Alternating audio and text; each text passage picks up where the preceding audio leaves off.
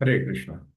आज हम देखेंगे कि ये भगवत नाम जो है वो कैसे एक तरह से बोट है, एक तरह से नाव है जो हमारे हमें एक इस संसार से हमारे आध्यात्मिक संसार तक ले जा सकती है।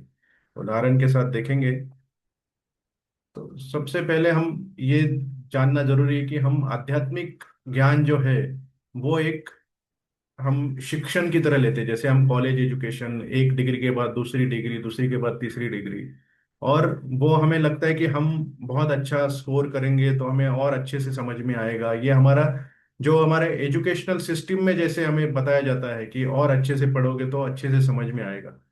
बट परंतु ये जो शास्त्रों में जो बताया गया है कि ये जो आध्यात्मिक ज्ञान है, ये आत्मा परमात्मा और उनके बीच में जो संबंध है इसके बारे में ज्ञान है।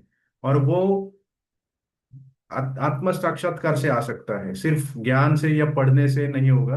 तो वो हमें समझना पड़ेगा। जैसे हमने कल देखा था साधु संग और जो हमारी सेवा होती है उसके द्वारा ये हमें उद्धरित होता है या भगवान की कृपा के द्वारा होता है।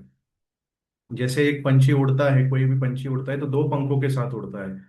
तो ऐसा नहीं कि दो पंखों के साथ वो 100 मीटर तक उड़ता है।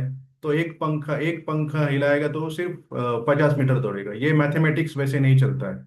वैसे ही जीवात्मा जब भी प्रयास करता है तो दोनों चीजें जरूरी होती है, जीवात्मा का प्रयास और भगवान की कृपा। तो सबसे इंपॉर्टेंट भगवान की कृपा जब तक नहीं होती तब तक हमारा प्रयास सक्सेसफुल नहीं होता है।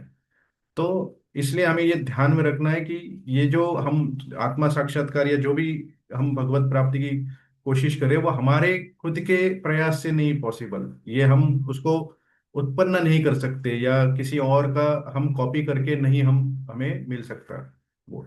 तो उसके लिए भगवत कृपा ही सबसे ज्यादा जरूरी है।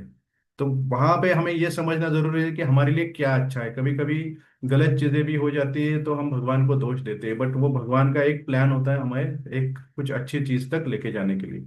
तो ये हमारी जो प्रकृति है, ये हमारी जो एक समझ है कि हम ब्लाइंड मतलब अंधे की तरह रहते हैं या दृष्टिहीन होते हैं, हमें कुछ सुनाई नहीं देता। ये आध्यात्मिक स्वरूप पे मैं बता रहा हूँ कि आध्यात्मिक स्वरूप पे हमें क्या अच्छा है क्या बुरा है वो समझ में नहीं आता है। तो हमें ये कैसे समझ में आएगा?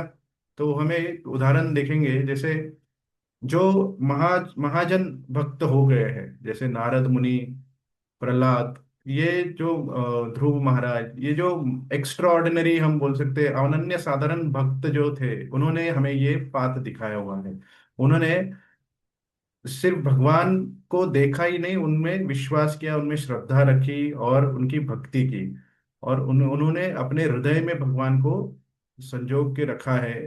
और वो जो भगवान के जो भी शिक्षाएं हैं उनको वो पालन करते रहते हैं। और वो समझते हैं कि हम भगवान के अंश मात्र है, हम भगवान से अलग एक पार्ट एंड पार्सल बोल सकते हैं कि भगवान से एक विभिन्न अंश मात्र है जो हमेशा उनकी सेवा के लिए हमारा ये जीवात्मा का कर्तव्य होता है। हर चीज में वो भगवान का हाथ देखते हैं। हर चीज में जैसे कोई भी उत्पन्न हो रहा है, कुछ भी क्रिएट हो रहा है, कुछ भी घट रहा है तो वो भगवान के ही एक आशीर्वाद की तरह उसको लेते हैं।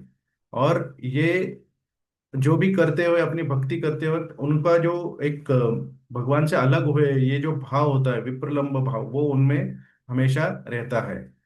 और ये सब करते हुए ये महाजनों का ये जो हमें एक उदाहरण हमें भागवत, श्रीमद् भागवत के द्वारा बताए जाते हैं, उसका यही होता है कि हमें वो समझना है और उनकी तरह कॉपी नहीं करना है। कि उनके जो भाव है उन उसको हम कैसे अपने आप में हम में एक लेके आ सकते हैं, उसके लिए हमें प्रयत्न करना है।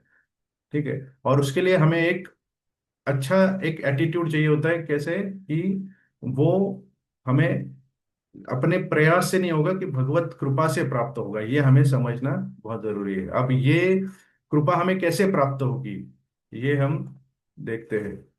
तो हमें एक सबसे इम्पोर्टेंट है कि हम एक तरह से भिखारी है जो एक कुछ नहीं मिल रहा है। तो हम बहुत गरीब है और हमें कुछ नहीं है। तो जो गरीब मतलब धन के स्वरूप में नहीं, हम आध्यात्मिक स्वरूप से गरीब है, हमें कुछ भी ज्ञान नहीं है। और ये हम, हाँ, हमें कुछ दृष्टि नहीं है, आध्यात्मिक दृष्टि हमें पता नहीं है। हम कुछ जो आध्यात्मिक सत्य है उसको जानते नहीं है।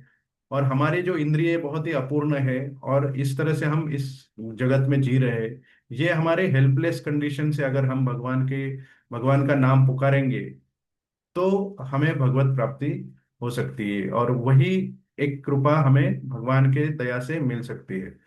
तो जब नारद मुनि व्यास व्यास मुनि से, व्यास देव से मिले थे, तो उन्होंने एक श्लोक उनको बताया था कि उन्हें क्या करना चाहिए। नारद मुनि व्यास व्यास देव के गुरु है। तो उन्होंने क्या बोला, तस्य वहे तो प्रयतेत को विदो न लभ्यते यद भ्रमतामुपर्यतः तल्लभ्यते दुःख दन्यत सुखम काले न सर्वत्र गंभीर हंसा। तो यहाँ पे जो बताया गया कि आप प्रयत्न करो किस चीज के लिए, कि सिर्फ जो भटकने से नहीं मिलता है उसके लिए प्रयत्न करो। भटकने से मतलब हम बहुत सारा प्रयत्न करते हैं कुछ मटेरियल या भौतिक चीजें लेने के लिए, तो उससे वो प्राप्त नहीं होता है। तो जो वो उससे प्राप्त नहीं होता है उसके लिए आप प्रयत्न करो। अब वो क्या होता है और वो कैसे होता है कि हम कितना भी प्रयत्न करने से वो नहीं मिलता है, तो वो जैसे हम अपने आप को बहुत ही असहाय ऐसे मान के अगर उसका प्रयत्न करेंगे, तो बाकी चीजें मटेरियल जो हैप्पीनेस है वो अपने आप उसके पीछे आ जाएगा। और यही सब हमें नारद मुनि ने बताया गया है कि जो भी उनकी, जो हमारी एफर्ट जो हम करते रहते हैं वो करते ही रहना है, जो हमारे प्रयत्न भौतिक जीवन में वो करते रहना है, बट उसके पीछे भागना नहीं है। हमें जो आध्यात्मिक स्वरूप जो है, आध्यात्मिक जो ज्ञान है, उसके लिए हमें ज्यादा प्रयत्न करना है। और उसके लिए हमें बहुत अच्छे से प्रयत्न करना है। Real gain requires conscious effort. अब कॉन्शियस एफर्ट मतलब जो भगवत प्राप्ति के लिए हमें साधु संग और भजन क्रिया, इस सब से हमें एक एफर्ट करना पड़ता है। और ये जप जो होता है, ये वही एक कॉन्शियस एफर्ट होता है। जब हम जप में अपनी ध्यान लगाते हैं और एक तरह से प्रयत्न करते हैं कि हमें भगवान की सेवा करनी है, हम भगवान से अलग है और हम उनके प्राप्ति करनी चाहते हैं, उनका अनुभव करना चाहते हैं, ये अगर भाव हम रखेंगे, तो हमें एक उस जप में एक टेस्ट आएगा। टेस्ट मतलब एक तरह से रुचि आएगी और एक आध्यात्मिक ज्ञान की प्राप्ति हो सकती है। तो इसलिए ये नारद मुनि ने जो हमें सूत्र बताया गया है, नारद नारद मुनि एक महाजन है जो भगवान के अनन्य साधारण भक्त है। उन्होंने हमें एक सूत्र बताया गया है कि सिर्फ भौतिक चीजों से हमें ये भगवत प्राप्ति नहीं होगी। तो हमें क्या करना है, स्ट्राइव करना है। स्ट्राइव मतलब जो age for seek what wandering cannot give, जो भटकने से या प्रयत्न करने से जो नहीं मिलता है, उसको हमें, उसकी हमें इच्छा कम करनी है, कामना करनी है।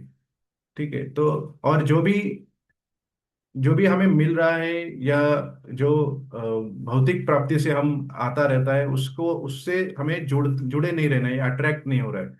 और जो हमारे आध्यात्मिक जो गरीबी है, एक असहायता है, आर फॉर रिकॉग्नाइज, उसको रिकॉग्नाइज करना है। और I for intentionally seek seeks shelter. Shelter मतलब एक तरह से हम उनका